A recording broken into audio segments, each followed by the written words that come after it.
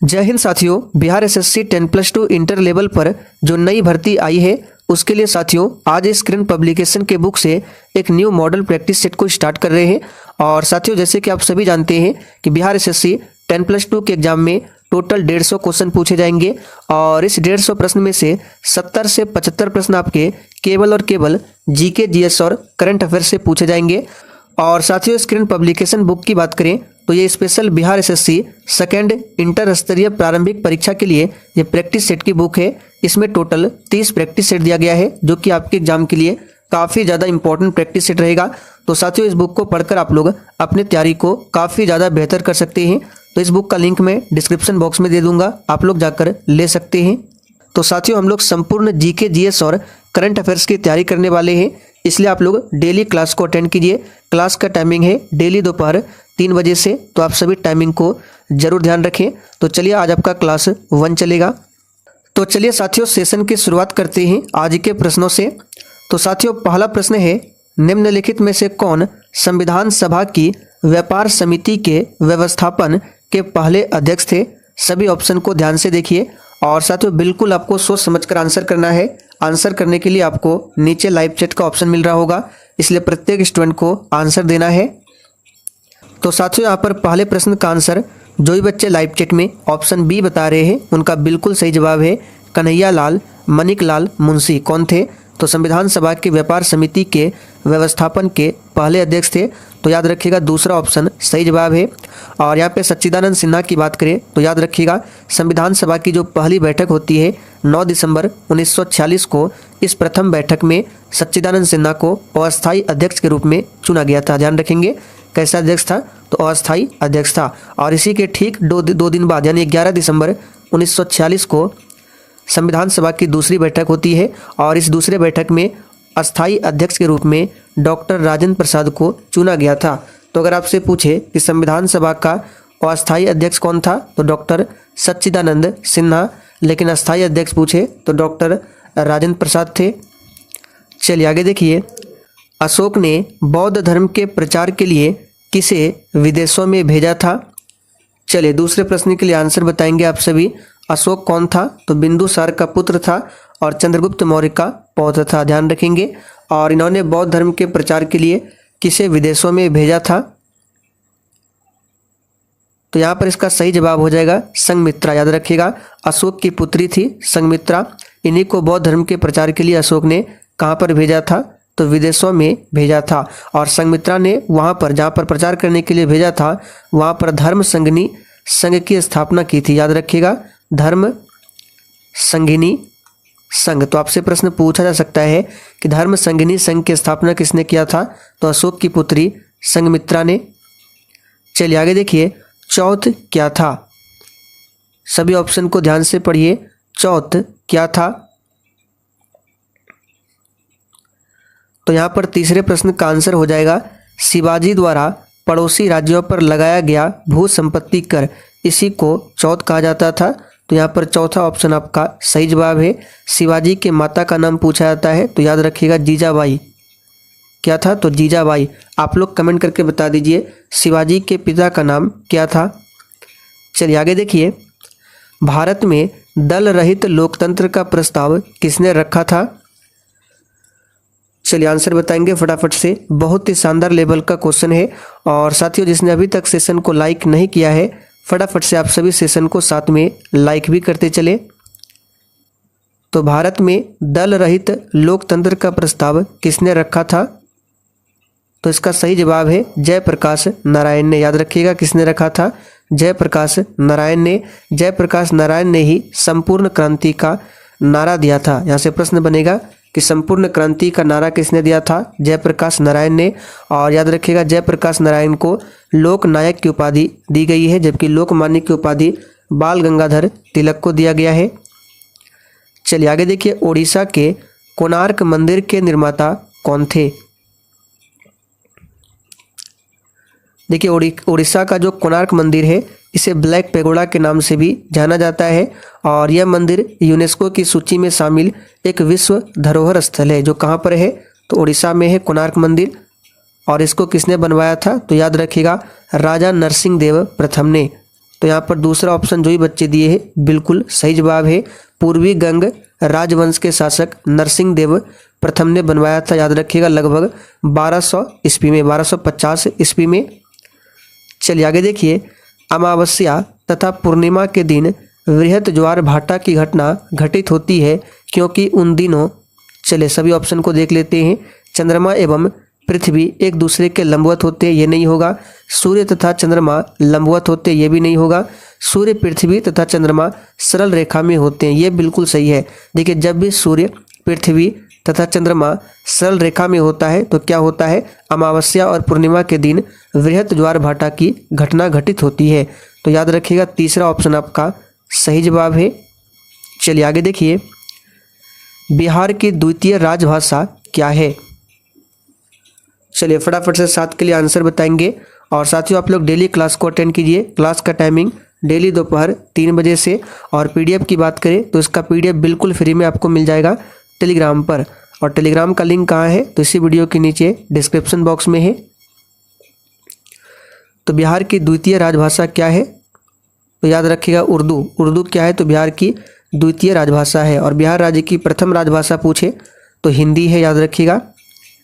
किस सिख गुरु ने स्वयं को सच्चा बादशाह कहा था। चलिए बहुत ही शानदार लेवल का प्रश्न है, फटाफट से आप लोग 8 के लिए आंसर बताएंगे। किस सिख गुरु ने स्वयं को सच्चा बादशाह कहा था। तो साथियों यहाँ पर 8वें प्रश्न का आंसर जो ही बच्चे ऑप्शन बी बता रहे हैं उनका बिल्कुल सही जवाब है गुरु हरगोविंद सिंह। याद रखिएगा सिखों के 5वें गुरु कौन थे, तो गुरु अर्जुन देव, इन्हीं का पुत्र है गुरु हरगोविंद, जिन्होंने स्वयं को सच्चा बादशाह कहा था। गुरु गोविंद सिंह की बात करें तो इनका जन्म पूछा जाता है जो कि 1666 में हुआ था पाटलिपुत्र में।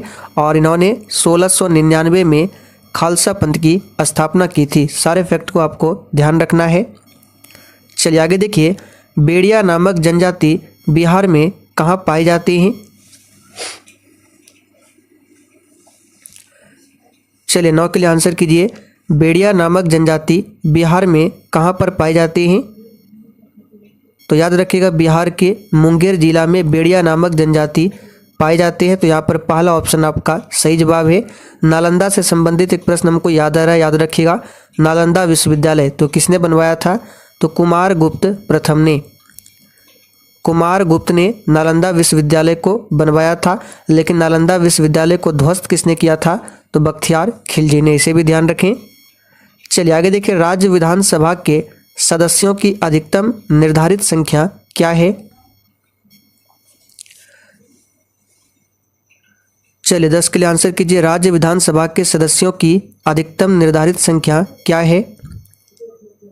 तो देखिए संविधान के अनुसार किसी भी विधानसभा में 500 से अधिक, याद रखिएगा 500 से अधिक और 60 से कम सदस्य नहीं होते हैं। तो यहाँ पे क्या पूछा गया अधिकतम, तो आंसर क्या हो जाएगा 500, इससे अधिक नहीं हो सकता है। अब चलिए बिहार राज्य की बात करें तो बिहार राज्य में विधानसभा सीटों की संख्या कितनी है, तो 243 है। विधान परिषद सीटों की संख्या कितनी है, 75 है। राज्यसभा सीटों की संख्या 16 है, जबकि बिहार में लोकसभा सीटों की संख्या 40 है। तो सारे फैक्ट को ध्यान रखना है। भारत में अत्यंत दीर्घ दिन यानी कि सबसे बड़ा दिन किस तिथि को होता है। चलिए सभी ऑप्शन को ध्यान से देखिए। 13 अप्रैल, 13 अक्टूबर, 21 जून या फिर 21 मार्च को। तो देखिए साथियों, भारत में अत्यंत दीर्घ दिन जो होता है ये 21 जून को होता है। और 21 जून को उत्तरी गोलार्ध में ग्रीष्मकालीन संक्रांति कहा जाता है। और इसी 21 जून को दक्षिणी गोलार्ध में शीतकालीन संक्रांति कहा जाता है। तो इस फैक्ट को भी ध्यान रखना है। 1651 में मुगलों द्वारा बंगाल में किस स्थान पर ईस्ट इंडिया कंपनी को व्यापार करने और फैक्ट्री बनाने की अनुमति दी गई थी। चलिए काफ़ी ज़्यादा इंपॉर्टेंट प्रश्न है, फटाफट से आंसर कीजिए। तो देखिए ईस्ट इंडिया कंपनी को व्यापार करने और फैक्ट्री बनाने की अनुमति 1651 में किसने दिया था, तो मुगलों ने। और बंगाल में किस स्थान पर दिया था, तो याद रखिएगा कासिम बाजार में। यहाँ पर दूसरा ऑप्शन आपका सही जवाब है, कासिम बाजार में। आगे देखिए, दीव एक द्वीप है। आंसर कीजिए फटाफट से, दीव एक द्वीप है। तो यहाँ पर 13वें प्रश्न का सही जवाब है गुजरात से हटकर एक द्वीप है क्या, तो दीव। याद रखेंगे यहाँ पर तीसरा ऑप्शन सही है। निम्नलिखित में से वह सागर कौन सा है जो भूबद्ध है? तो देखिए भूबद्ध सागर के उदाहरण आपको बता देते हैं, जैसे कि अरल सागर है, मृत सागर है, कैस्पियन सागर है, सॉल्टन सागर है, ये सभी क्या है? तो भूबद्ध सागर है। तो देखिए यहाँ पे अरल सागर दिया हुआ है। शिव सुंदरम जलप्रपात किस नदी के मार्ग में पाया जाता है? तो यहाँ से आपको राज्य के नाम भी ध्यान रखना है। शिव सुंदरम जलप्रपात किस राज्य में पाया जाता है? तो कर्नाटक राज्य में। किस नदी पर? तो कावेरी नदी पर। यहाँ पर तीसरा ऑप्शन आपका सही जवाब है। और इस जलप्रपात की ऊंचाई पूछे तो 90 मीटर है, ध्यान रखेंगे इसे भी। गोदावरी नदी की लंबाई पूछा जाता है जो कि 1465 किलोमीटर है और ये दक्षिण भारत की सबसे लंबी नदी है, जबकि गंगा नदी भारत की सबसे लंबी नदी है और 2525 किलोमीटर गंगा नदी की कुल लंबाई है। सारे फैक्ट को ध्यान रखें। चलिए आगे बढ़ते हैं 16 नंबर से। इनकलाब जिंदाबाद का नारा किसने दिया था? चलिए 16 के लिए आंसर कीजिए। इनकलाब जिंदाबाद का नारा किसने दिया था?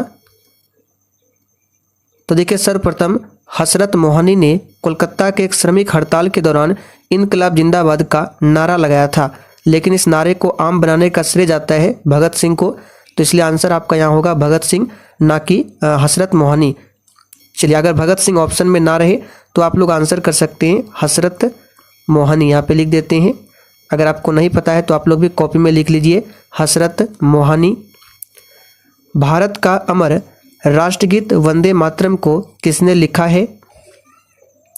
सभी सेलेक्टेड क्वेश्चन है, फटाफट से आंसर कीजिए। और साथियों सेशन के लास्ट में आपको कमेंट करके अपना अपना स्कोर जरूर बताना है कि आपने कितने प्रश्नों के सही सही आंसर किए। तो देखिए वंदे मातरम की बात करें तो वंदे मातरम बंकिम चंद्र चटर्जी के 1882 के उपन्यास जो कि आनंद मठ है, इसी की कविता है वंदे मातरम। तो इसको किसने लिखा है? तो बंकिम चंद्र चटर्जी ने। और वंदे मातरम को पहली बार कब गाया गया था? तो भारतीय राष्ट्रीय कांग्रेस के 1896 अधिवेशन में गाया गया था वंदे मातरम को। और वंदे मातरम क्या है? राष्ट्रगीत है। जबकि भारत का राष्ट्रगान पूछे जन गण मन है, जिसको रविन्द्रनाथ टैगोर ने लिखा है। अच्छा, रविन्द्रनाथ टैगोर को नोबेल पुरस्कार कब दिया गया था? तो 1913 में। किस क्षेत्र में? तो साहित्य के क्षेत्र में गीतांजलि के लिए दिया गया था। प्राचीनतम अंतर्राष्ट्रीय एयरलाइन कौन सा है? चलिए 18 के लिए आंसर कीजिए। प्राचीनतम अंतर्राष्ट्रीय एयरलाइन कौन सा है? तो याद रखिएगा ये है डच के LM एयरलाइन। ये क्या है? तो प्राचीनतम एयरलाइन है। श्रेष्ठ कलाकृति हंस दमयंती को किसने चित्रित किया है? और देखिए साथियों जिसने अभी तक लाइक नहीं किया है फटाफट से सेशन को भी लाइक करें। तो देखिए हंस दमयंती की बात करें तो श्रेष्ठ कलाकृति है और इसको चित्रित किया है किसने? तो याद रखिएगा राजा रवि वर्मा ने। कब चित्रित किया है? तो डेट भी याद रखिएगा 1889 में पूछा जा सकता है। हेमा मालिनी को पहली हिंदी फिल्म किस वर्ष आई थी? चलिए 20 के लिए आंसर कीजिए। हेमा मालिनी की जो पहली हिंदी फिल्म थी वह किस वर्ष में आई थी? तो याद रखिएगा 1968 में। यहाँ पर चौथा ऑप्शन आपका सही जवाब है 1968 में। किसने रघुपति राघव राजा राम लिखा है? चलिए बिल्कुल आराम आराम से आंसर करना है। किसने रघुपति राघव राजा राम को लिखा है?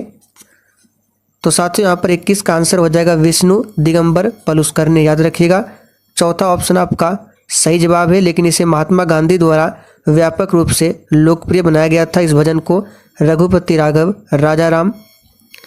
चलिए आगे देखिए। भारत में खालिस्तान में नया पैसा का परिचय कराया गया था और 1964 में उसका पुनर्निर्माण किया गया था। तो देखिए भारतीय सिक्का जो संशोधन अधिनियम है ये 1955, याद रखिएगा 1955, जो 1 अप्रैल 1957 को लागू किया गया था। तो यहाँ पे पूछा गया है कि भारत में किस वर्ष में नया पैसा का परिचय कराया गया था, जो कि 1964 में उसका पुनर्निर्माण किया गया था। तो याद रखिएगा 1957। निम्नलिखित में से कौन सा लोक नृत्य राजस्थान से संबंधित है? चलिए ऑप्शन देख लीजिए। राजस्थान से कौन सा लोक नृत्य संबंधित है? तो यहाँ पर इसका सही जवाब हो जाएगा सुईसिनी। ये कहाँ का है? तो राजस्थान का है। रौप की बात करें तो जम्मू कश्मीर का हो जाएगा। झोरा उत्तराखंड का है। विधि कहाँ का है? तो आंध्र प्रदेश का है। भारत का राष्ट्रीय वृक्ष कौन सा है? तो बहुत ही सिंपल है, भारत का राष्ट्रीय वृक्ष कौन सा है? तो याद रखिएगा वट, जिसको बरगद भी कहा जाता है। तो तीसरा ऑप्शन आपका सही जवाब है। ये भारत का क्या है? तो राष्ट्रीय वृक्ष है, जिसे कल्प वृक्ष के नाम से भी जाना जाता है। आप लोग कमेंट करके बता दीजिए बिहार का राजकीय वृक्ष कौन सा है? निम्नलिखित में से किसने 1506 में नई आगरा बसाकर उसे अपनी राजधानी बनाया था?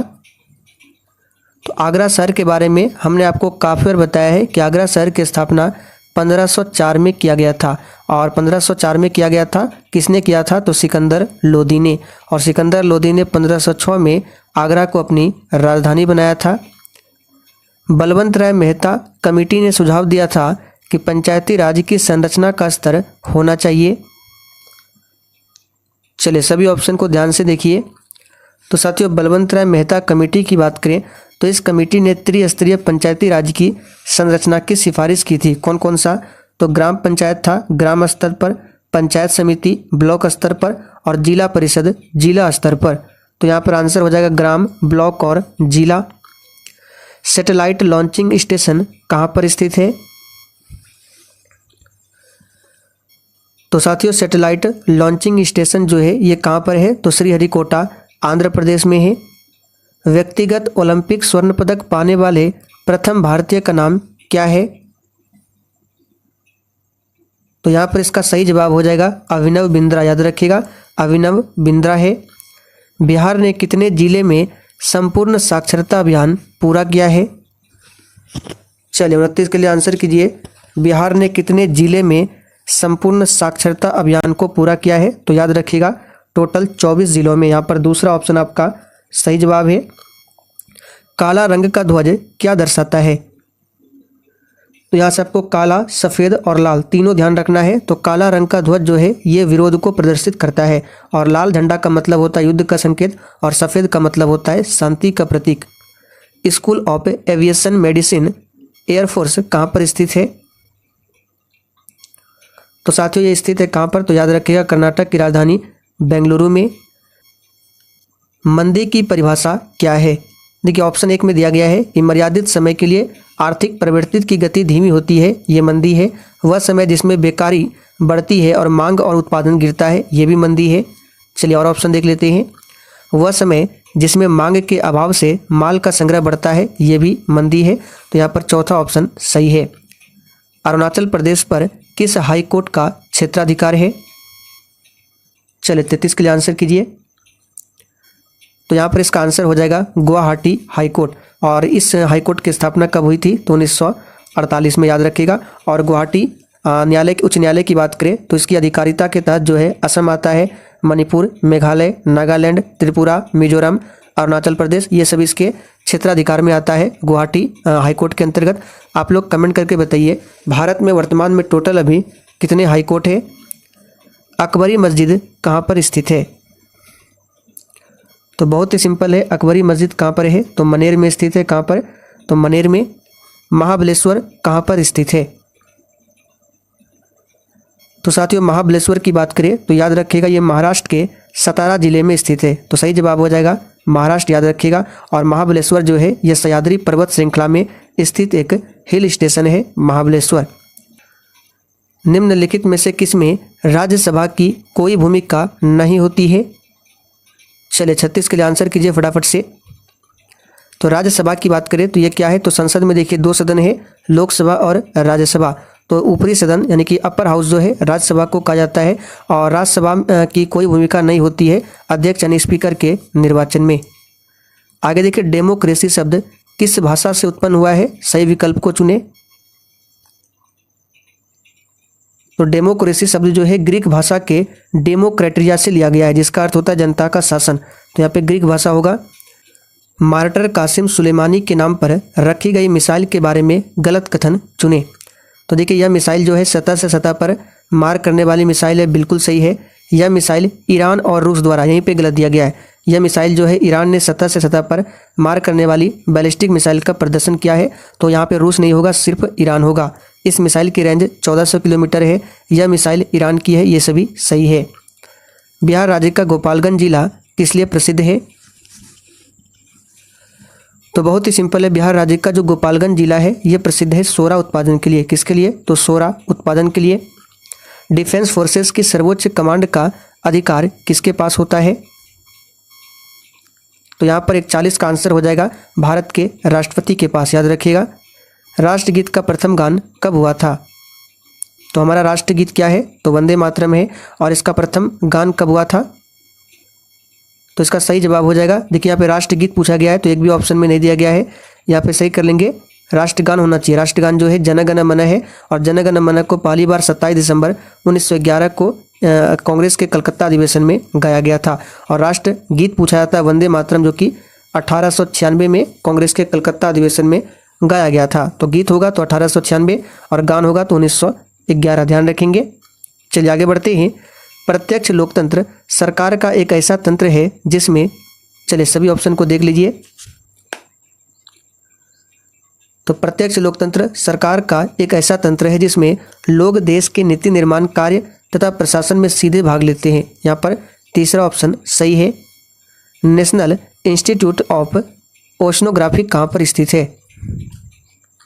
तो साथियों national institute of oceanography Panaji Goa में स्थित है। तो इसका सही जवाब है पहला ऑप्शन।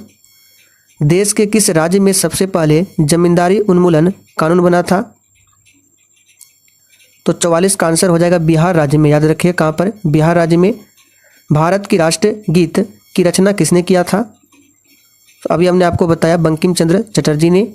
लाल बहादुर शास्त्री की पहचान और भी थी, जैसे, यानी लाल बहादुर शास्त्री को और किस नाम से जाना जाता था? तो याद रखिएगा शांति दूत भी कहा जाता था, शांति का प्रतीक कहा जाता था भारत के दूसरे प्रधानमंत्री लाल बहादुर शास्त्री को। चलिए आगे देखिए। मैक्सेसे अवार्ड रमन मैक्सेसे के नाम से प्रचलित है। वह जमीन सुधार कार्यक्रम से साम्यवादी लोगों के प्रभाव को दूर करने के लिए भी मशहूर थे। वे थे फिलीपींस के प्रमुख, स्पेन के प्रमुख, स्कॉटलैंड के प्रमुख या फिर मलेशिया के प्रमुख? तो बहुत ही सिंपल है, वे कौन थे? तो फिलीपींस के प्रमुख थे। यहाँ पर पहला ऑप्शन सही है। बाबर ने अपने अनुभवों का वर्णन किया है। बाबर कौन था? तो इन्होंने ही मुगल वंश की स्थापना की थी 1526 में। तो यहाँ पर इसका सही जवाब हो जाएगा तुजुक ए बाबरी, याद रखिएगा। बिहार में तेल शोधक कारखाना कहाँ पर स्थित है? चलिए 49 के लिए आंसर कीजिए। और देखिए जो बिहार पुलिस वाले हैं, अगर आप लोग ये भी क्लास देख रहे हैं तो ये क्लास भी आपके एग्जाम के लिए इंपॉर्टेंट रहेगा, क्योंकि यहाँ से भी आपके एग्जाम में प्रश्न बन सकता है। तो बिहार में तेल शोधक कारखाना जो है ये बरौनी में स्थित है। नेताजी सुभाष चंद्र बोस इंटरनेशनल एयरपोर्ट कहाँ पर है? तो ये एयरपोर्ट कलकत्ता में स्थित है और कलकत्ता हुगली नदी के किनारे बसा हुआ है। चलिए आगे देखिए। किसी तुल्यकाली उपग्रह की पृथ्वी की सतह से ऊंचाई लगभग कितनी होती है? तो यहाँ पर इसका आंसर हो जाएगा 36,000 किलोमीटर। पहला ऑप्शन आपका सही जवाब है। दूरी की इकाई नॉटिकल माइल उपयोग किया जाता है। देखिए नॉटिकल माइल ये दूरी की इकाई है और इसका उपयोग किस में होता है? तो नौ संचालन में। जब हम भूमध्य रेखा से उत्तर ध्रुव की ओर जाते हैं तो छोटी जी जो गुरुत्वाकर्षण का त्वरण है वह कैसा हो जाता है? तो इसके बारे में हमने आपको बहुत बार बताया था। देखिए छोटी जी की बात करें, गुरुत्वीय त्वरण ये मैक्सिमम कहाँ होता है? तो पोल पर, यानी कि ध्रुव पर क्या होता है? छोटी जी का मान क्या होता है? मैक्सिमम होता है, याद रखिएगा। और न्यूनतम कहाँ पर होता है? तो भूमध्य रेखा पर, इसे भी ध्यान रखिएगा। तो भूमध्य रेखा पर छोटी जी का मान क्या होता है? सबसे मिनिमम होता है। और सबसे मैक्सिमम कहाँ पर होता है? तो पोल पर। तो यहाँ पे पूछा गया भूमध्य रेखा से, यानी कि मिनिमम से ध्रुव की ओर। तो मिनिमम से मैक्सिमम की ओर जाएंगे तो क्या होगा? बढ़ेगा या फिर घटेगा? तो बहुत ही सिंपल है, ये बढ़ेगा, याद रखिएगा। और अगर आपसे पूछे कि छोटी जी का मान शून्य कहाँ पर होता है? तो पृथ्वी के सेंटर पर छोटी जी का मान शून्य होता है और पृथ्वी की सतह से ऊपर या फिर नीचे जाने पर छोटी जी का मान जो है वो घटता है। तो सारे फैक्ट को ध्यान रखें। तो फिलहाल यहाँ पे आंसर होगा बढ़ता है। ध्वनि का तारत्व किस पर निर्भर करता है? तो बहुत ही सिंपल है, ध्वनि का तारत्व जो है ये आवृत्ति पर निर्भर करता है, इसलिए ध्वनि की आवृत्ति अधिक होने पर ध्वनि का तारत्व भी अधिक होता है। प्रत्यक्ष संपर्क किए बिना दूर से किसी वस्तु के बारे में सूचना एकत्र करने की तकनीक को क्या कहा जाता है? तो देखिए प्रत्यक्ष रूप से संपर्क किए बिना दूर से किसी वस्तु के बारे में सूचना एकत्र करने की तकनीक को क्या कहा जाता है? तो सुदूर संवेदन यानी सेंसिंग कहा जाता है। आगे देखिए ENT डॉक्टरों द्वारा प्रयोग किए जाने वाला हेड मिरर किस प्रकार का होता है? तो हेड मिरर जो होता है उसमें अवतल किसका प्रयोग होता है? अवतल प्रकार का होता है। यहाँ पर पहला ऑप्शन आपका सही जवाब है। प्रकाश वोल्टीय सेल के प्रयोग से सौर ऊर्जा का रूपांतरण करने से निम्नलिखित में से किसका उत्पादन होता है? तो याद रखिएगा विद्युत ऊर्जा का उत्पादन होता है। चलिए आगे देखिए प्रकाश संश्लेषण क्लोरोफिल तथा किसकी उपस्थिति में संपन्न होता है?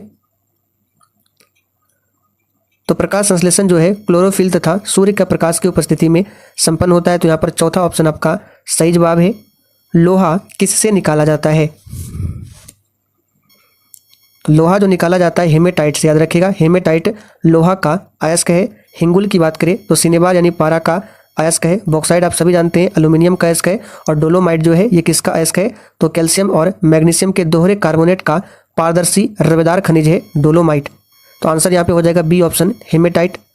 पौधे के किस भाग से दालचीनी प्राप्त किया जाता है? तो बहुत ही सिंपल है, पौधे के छाल से। निम्नलिखित में से खाद्यों का कौन सा समूह पेड़ों के जड़ से प्राप्त किया जाता है? तो पेड़ के जड़ से क्या क्या प्राप्त होता है? तो गाजर हो गया, चुकंदर हो गया, सलजम हो गया, मूली हो गया, ये सभी पाए जाते हैं, याद रखेंगे। चलिए आगे बढ़ते हैं। न्यूमेटोफोरस का क्या अर्थ होता है? तो यहाँ पे न्यूमेटोफोरस का अर्थ क्या हो जाएगा? श्वसन के लिए ऑक्सीजन प्रदान करना। दूसरा ऑप्शन सही है। यदि पानी से दुर्गंध आती है तो उस दुर्गंध को खाली स्थान मिलाकर दूर किया जा सकता है। तो यदि पानी से दुर्गंध आती है तो उस दुर्गंध को सक्रिय चारकोल को मिलाकर दूर किया जा सकता है। यहाँ पर तीसरा ऑप्शन आपका सही जवाब है। चूना पानी में कार्बन डाइऑक्साइड के गुजारने पर दुग्धता किसके बनने से दिखाई देता है? तो कार्बन डाइऑक्साइड को चूने के पानी में से प्रवाहित कराने पर विलयन जो है वो दूधिया हो जाता है। क्या हो जाता है? दूधिया। और ऐसा किस कारण होता है? तो कैल्शियम कार्बोनेट का निर्माण होने के कारण होता है। तो सही जवाब है तीसरा ऑप्शन। दांत और हड्डियां किससे मजबूती और दृढ़ता प्राप्त करते हैं? तो यहाँ पर इसका सही जवाब हो जाएगा कैल्शियम। एड्स के विषाणु किसे नष्ट कर देते हैं? देखिए एड्स जो है ये वायरस जनित रोग है। HIV वायरस से होने वाला रोग है। और एड्स के लिए कौन सा जांच किया जाता है आप लोग कमेंट करके बताइए। और विश्व एड्स दिवस प्रत्येक वर्ष 1 दिसंबर को मनाया जाता है। और एड्स के जो विषाणु होते हैं किसे नष्ट करते हैं? तो लिम्फोसाइट को। पोलियो का नैमित्तिक जीव क्या है? तो पोलियो जो होता है ये विषाणु के कारण होता है। सूची 1 को कीट रोगवाहकों का सूची 2 में दिए गए संचारित रोगों से सही जोड़ा मिलाना है। तो सूची 1 में दिया गया है रोगवाहकों की सूची, जैसे कि एनाफ्लिज हो गया, क्यूलेक्स हो गया, रेत मक्खी हो गया, सीसी मक्खी हो गया। और इसके कारण सूची 2 में दिया गया है कौन कौन सी बीमारी है। तो यहाँ पे आपको मिलान करना है 68 का। तो एनाफ्लिज की बात करें तो इसका हो जाएगा मलेरिया, याद रखिएगा मलेरिया। एनाफ्लिज मच्छर के काटने से क्या होता है? एनाफ्लिज मादा मच्छर के काटने से मलेरिया। तो 1 का हो जाएगा आपका यहाँ पे 4। क्यूलेक्स मच्छर के काटने से क्या होता है? तो फाइलेरिया होता है। तो यहाँ पे हो जाएगा 2 का 3 क्यूलेक्स से फाइलेरिया। उसके बाद रेत मक्खी की बात करें तो इससे होता है कालाजार, जो कि पहला ऑप्शन में दिया गया है। और यहाँ पे सीसी मक्खी की बात करें तो नींद की बीमारी। तो यहाँ पे आंसर क्या हो जाएगा देख लेते हैं। तो 1 का 4 एक ही ऑप्शन में दिया गया है, तो चौथा ऑप्शन ही सही होगा। निम्नलिखित में से किसे व्यावसायिक नाइट्रिक अम्ल को रंगीन करने के लिए उसमें मिलाया जाता है? तो इसका सही जवाब है नाइट्रोजन डाइऑक्साइड। आनुवांशिकता यानी कि जेनेटिक शब्द किसने गढ़ा था? तो बहुत ही सिंपल है, बेटसन ने गढ़ा था, याद रखिएगा किसने? बेटसन ने। और जीन शब्द का प्रतिपादन पूछे किसने किया था? तो विलियम जोहानसन ने। अवतल दर्पण द्वारा पर्दे पर बनने वाले प्रतिबिंब को क्या कहते हैं? तो याद रखिएगा अवतल दर्पण से हमेशा यहाँ पे बनने वाले प्रतिबिंब जो होते हैं वास्तविक प्रतिबिंब होते हैं। यहाँ पर दूसरा ऑप्शन सही है। सफ़ेद रोशनी में साबुन के बुलबुले किस कारण से रंगीन दिखते हैं? तो ये इसका कारण है व्यतिकरण। इसी कारण जो सफ़ेद का बुलबुला बनता है, सफ़ेद रोशनी में साबुन का बुलबुला बनता है, सफ़ेद रोशनी में चमकता है व्यतिकरण के कारण। एक आम फ्लोरोसेंट ट्यूब में खाली स्थान है। तो एक आम फ्लोरोसेंट ट्यूब में होता है पारद वाष्प। भारत के किस राज्य में देश का पहला परमाणु विस्फोट किया गया था? तो आपको याद होगा पोखरण में किया गया था। और पोखरण कहाँ पड़ता है? तो राजस्थान में। चौथा ऑप्शन आपका सही जवाब है। चलिए आगे देखिए। सैनलैब जावा कार में आपकी कार का नेटवर्क बाहरी दुनिया से जोड़े रखने के लिए किस प्रौद्योगिकी का प्रयोग किया जाता है? तो इसमें प्रयोग किया जाता है किस प्रौद्योगिकी का? तो याद रखिएगा अंतः स्थापित। यहाँ पर पहला ऑप्शन आपका सही जवाब है, याद रखिएगा अंतः स्थापित। और साथ ही यहाँ पे नीचे सभी प्रश्नों के आंसर दिए गए हैं, पीडीएफ आपको टेलीग्राम पर मिल जाएगा। तो सेशन पसंद आया हो तो आप सभी को सेशन लाइक करके ही जाना है।